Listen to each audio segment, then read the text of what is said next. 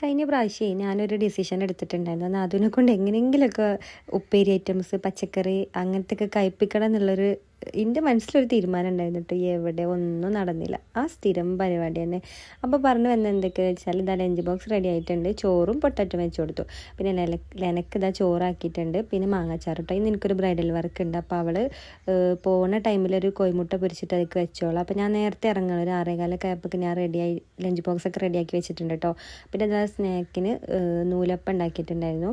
അതും ഒരെണ്ണം വെച്ച് കൊടുത്തു. പിന്നെ തലേ ദിവസം ഞങ്ങളോട് നേർച്ച ഉണ്ടായിരുന്നു കേട്ടോ. അപ്പോൾ അതിൻ്റെ ബീഫ് ഉണ്ടായിരുന്നു. അപ്പോൾ അതും വെച്ച് കൊടുത്തു. അങ്ങനെ നാദുവിൻ്റെ കിറ്റും കാര്യങ്ങളൊക്കെ റെഡിയാക്കി വെച്ചു. യൂണിഫോമും എടുത്ത് വെച്ചിട്ടുണ്ടായിരുന്നു. പിന്നെ എല്ലാം റെഡിയാക്കിയിട്ട് പറഞ്ഞേക്കും കേട്ടോ. അപ്പോൾ ഇവിടെ അടുത്ത് തന്നെയാണ് വർക്ക്. അപ്പോൾ ഞാൻ ഒരു 6:45 മണിയാകുമ്പോൾ ഇറങ്ങാമെന്ന് വിചാരിച്ചിട്ട് അങ്ങനെ ലഞ്ച് ബോക്സും കാര്യങ്ങളൊക്കെ റെഡിയാക്കി അങ്ങനെ ഇതാ പോകാൻ വേണ്ടിയിട്ട് നിൽക്കുകയാണ് കേട്ടോ.